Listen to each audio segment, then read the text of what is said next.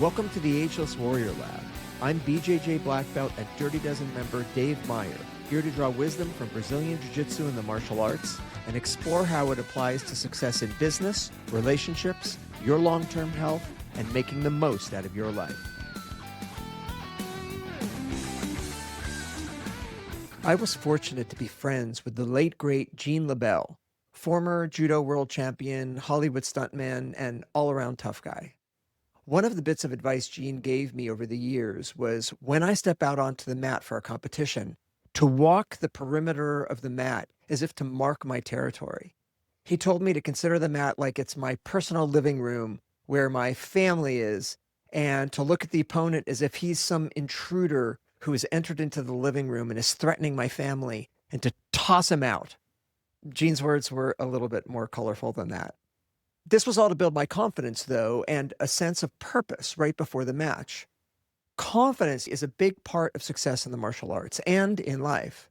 The best MMA and BJJ fighters I know are more often than not the nicest and the friendliest people. They've got nothing to prove, so they're comfortable in their skin and they're confident, and this lets them be friendly and giving. I like to say peace and power go hand in hand. Feeling powerful and confident allows you to be more relaxed and giving in your life. But not everyone has that level of confidence, or at least not in every area of their life. For example, I'm not at all sure of this podcast because I'm new to it and don't yet have much feedback. So let me ask you some questions. Do you consider yourself to be a confident person? And if not, why not? Is there some voice in your head that causes you doubt? And if you are a confident person, are there times where confidence or overconfidence have gotten you into trouble? Did you make a big bet that turned out wrong or just take on too much for you to complete? In today's lesson from the lab, we're talking about confidence, underconfidence, overconfidence, and how to build a correct level of confidence. We'll talk about when confidence is good and when it's dangerous, and how to build the kind that shows up under pressure. First thing to remember, confidence is just a feeling. Sometimes it's connected to an objective reality, but often it's not. Everything could be objectively great and you're still not confident about it. Or on the flip side, everything could be headed to an absolute disaster, but you're confident everything is fine. You'll never know if you're overconfident until the thing you're confident about actually happens. Then, in retrospect, you'll be able to see if your confidence was warranted or not. So the key is to have a level of confidence that's correct for the objective reality. Now, some people just have confidence naturally, but you tend to have it more when it's connected to something you have experience with, and it can be intentionally developed. Before we get into the tools to do that, let's get the lay of the land a bit more. When is confidence good? When you're confident about something that you are well prepared for, this can reduce your stress. Also, projecting that confidence to others on your team can build their confidence and reduce their stress as well. Projecting that confidence to an opponent can reduce their confidence and increase their stress, which is good for you. Underconfidence, though, is obviously bad. One of my coaches, Jean-Jacques Machado, once noticed that I often seemed to hold back in competition and give the other person too much respect, in the sense that I remained too cautious. I remember him saying, "Hey, Dave, you're better than you think you are. And once you realize that, you'll be even better." That always stuck with me, and I understood what he was saying. Simply the realization, or even just the belief, that you're better than you think can make you fight with more confidence and therefore do even better. When you're underconfident, you hold back on achieving what you're actually capable of. You're leaving potential wins on the table. For many people, though, the struggle is to be confident on the things you don't have full control over. To ask for a raise or to start a business or something where your skills matter, but you're not in complete control. A Brazilian Jiu-Jitsu example of that is to be confident you're going to win a competition match when there's actually somebody else whose job is to stop you. So one question for these situations is your lack of confidence actually a fear of a negative outcome? Meaning it's not so much you lack confidence in your own ability, but you fear the consequences if you fail. Sometimes the lack of confidence is just a reasonable fear of failure, which isn't really a confidence issue at all. But to build confidence in the face of fear, If you can explore the fear of what might happen if you fail and feel you can weather that even if it happens, that alone will bolster your confidence. Now, let's talk for a second about overconfidence. Overconfidence gets you to bet your house, and then reality sends you the bill. You can be very confident you're right about something, but in fact, you're absolutely not right about it. In that case, your confidence is blinding you to the signs that you might not be right. I remember one time when I was a blue belt, the first belt in Brazilian Jiu-Jitsu, a Brazilian guy who'd been traveling across the US came into the Machado school in California where I trained to drop in and train himself.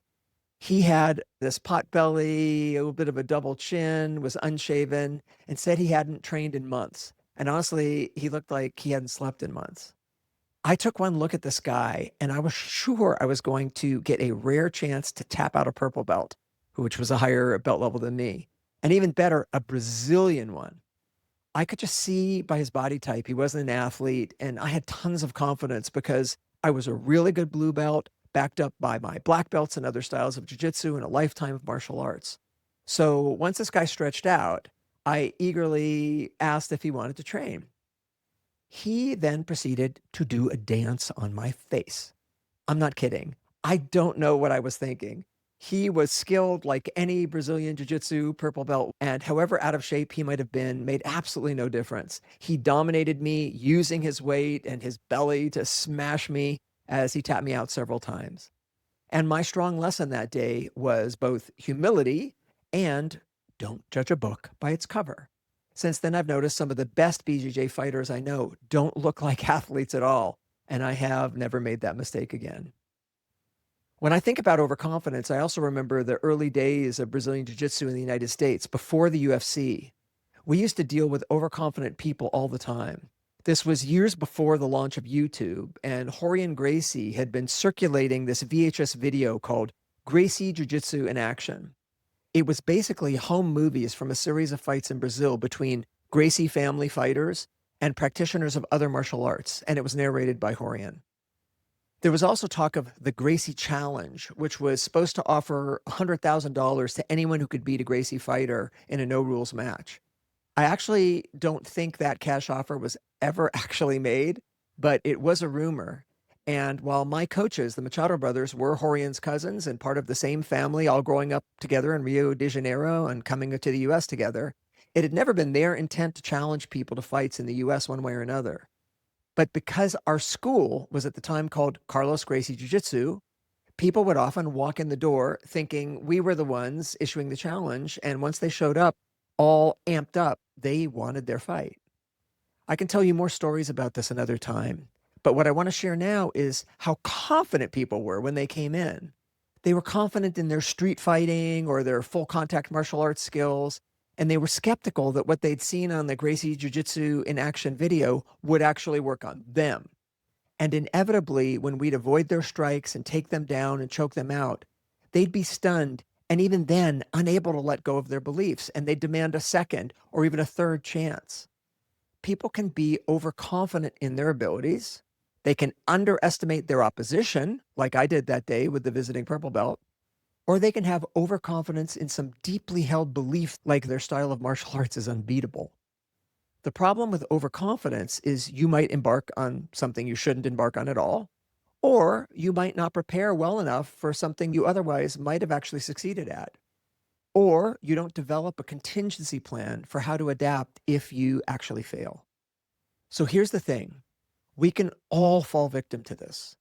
It's a problem because people can't perceive overconfidence in themselves. There's a very famous study by researchers Kruger and Dunning from 1999 called Unskilled and Unaware of It. The researchers recruited university students to perform tasks measuring grammar, logic, and I think humor. Afterwards, the students rated how well they thought they did compared to their peers. The outcome was that those who scored the lowest consistently and wildly overestimated their own skill levels, thinking they had done much better than they actually had. This and many studies since then show that people often lack the self-awareness to recognize their own incompetence. This has come to be called the Dunning-Kruger effect. And it's hard to know when you're in that group. When it comes to high stakes decisions or highly charged topics, we all tend to defend our positions and are confident that we're right.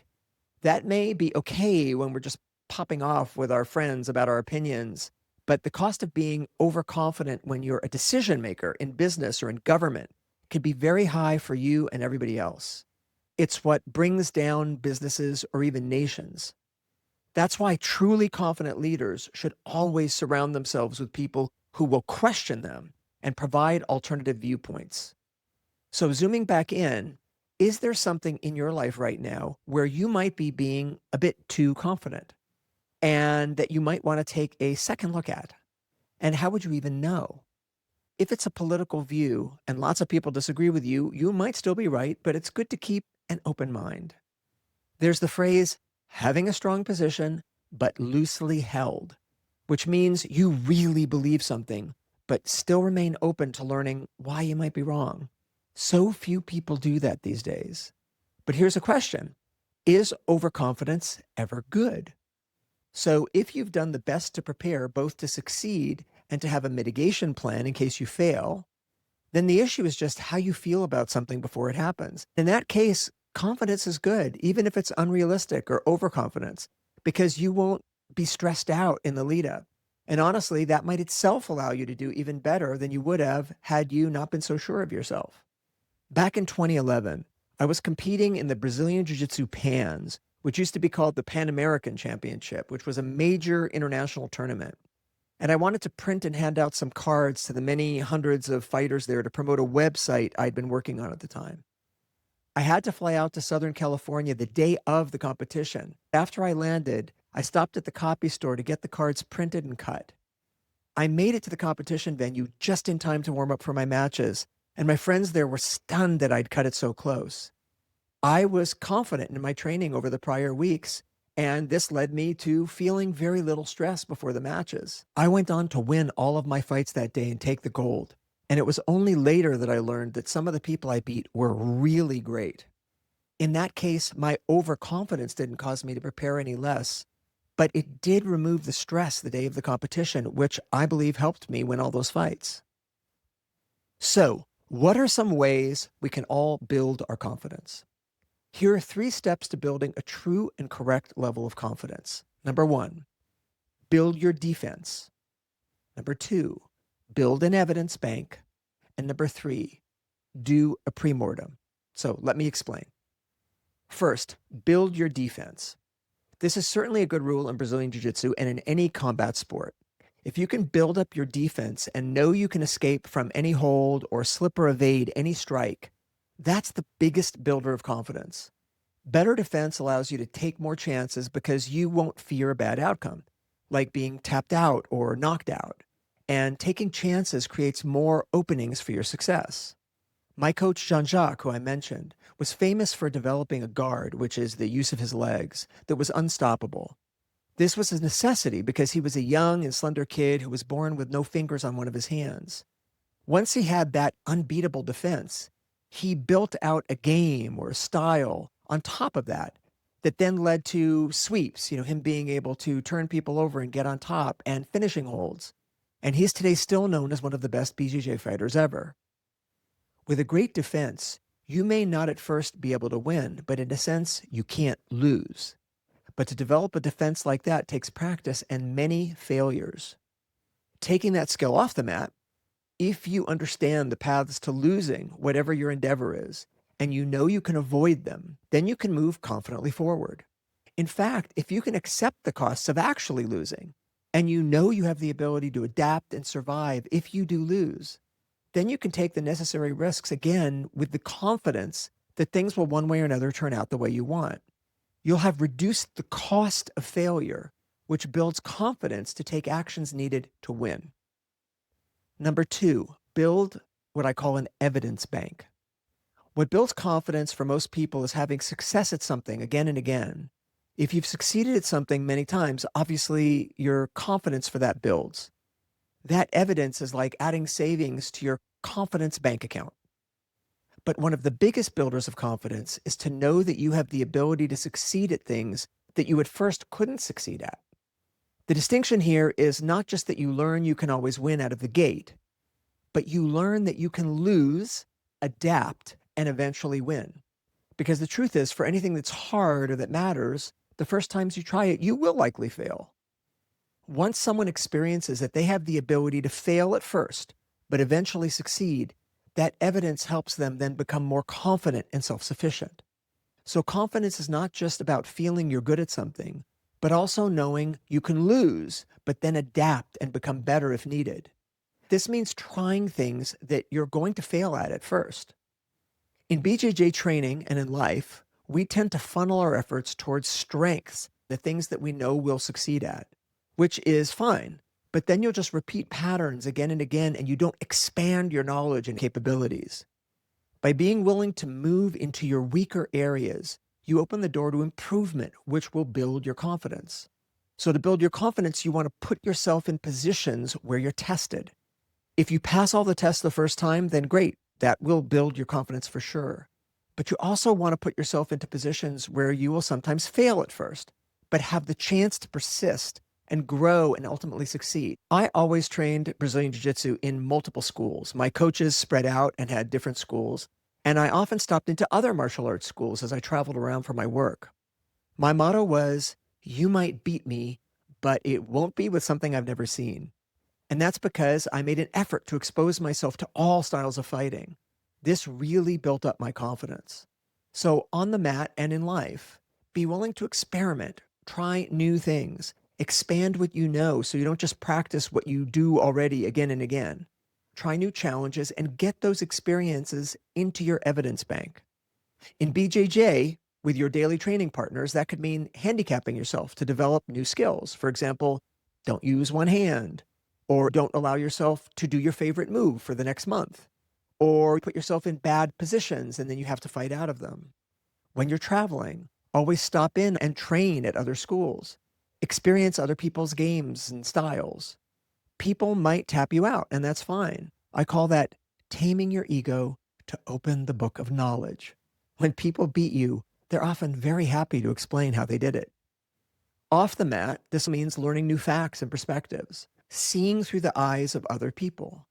By yourself, you can only see what your own eyes see and only learn from what's in front of you. But when you're willing to see through the eyes of others, which means reading or listening to books, watching videos from credible sources, or talking with people you disagree with, you see and learn much more. This will ultimately make you better at everything you do and greatly enhance your confidence. Remember those challengers who came into our BJJ school in the early 90s. Don't assume you know everything. Don't defend your mental position. Instead, try to expand what you know and expand your capabilities. As my friend Dan Millman wrote in his book, Street Wisdom, bending over and sticking your head in the sand to keep believing something is a good way to get your butt kicked by someone walking by. I'm paraphrasing that a bit. But it's true. False confidence comes from hiding in your safe little space. True confidence comes from taking chances, failing, and getting back up again. Get out of your comfort zone and try new moves and experiences. Be open to being proven wrong. Remember, being invested in what you believe makes you avoid having the truth exposed, and so limits your growth. I say this all the time, so I'm going to say it again. Leave your ego at the door. Seek truth, not validation. Weak people surround themselves with people who tell them they're right and who just reinforce what they already believe. That gives them confidence, but it's a false confidence. It's a paper tiger. That's not how you actually get better and build real confidence. Instead, surround yourself with challenges and expose yourself to new ideas. Get out of your bubble. Now, let's just take a second to consider your existing evidence bank, because a lot of people often don't give themselves credit for things that they've accomplished that should be building their confidence. And this could be a big thing, like you've survived cancer, or you made it through the loss of a loved one, of a parent, or even a child, or you survived a divorce, or just the things that you're doing every day. You are a single parent and you're making it work, or you deal with very difficult people and you solve problems every single day and you do things that other people would have a hard time doing. Or maybe you graduated something, or maybe you got an award, but it doesn't have to be just that. It can be the things that you take for granted that in actual fact should be building your confidence every day because you're good at them and you're doing them all the time. So to sum it up on creating an evidence bank for yourself, give yourself credit for the things that you've already done and pay attention to those and let them build your confidence and get out there and try new things. Now, the third tool for developing confidence and certainly identifying overconfidence is the pre-mortem. A post-mortem is when after something is finished, you sit down with everyone involved and analyze what went right and often what went wrong. But a pre-mortem is done before the project. The way to do this is to imagine you're in the future beyond the thing you're confident about, and your project or effort or presentation or championship match or whatever didn't succeed. I'll take you through this right now if there's something in your future that you're confident about, but want to make sure you're not overconfident. Imagine this thing in your future went terribly wrong and it failed. Now, tell me why. The most likely reason will come up, and then you write that down. But then I'll say, no, actually, that wasn't the reason the project failed. So go back and tell me another reason. We'd repeat this again and again, compiling a list of less and less likely reasons for the imagined failure until you run out of plausible stories of why the project failed. Then you go over each reason in order and make sure you're doing everything you can to ensure that thing won't happen. Doing this exercise, where you imagine you're in the future saying why something failed, is different than just having a plan moving forward. If you're building a house, you have a plan, right? You have drawings, contractors, etc., and you'd say, I'm confident this house is going to get built. But if you did a pre-mortem, that would reveal the most likely things that could cause a project to fail. A dishonest contractor, or the plans weren't good, or material costs change, or materials weren't available, or something like that.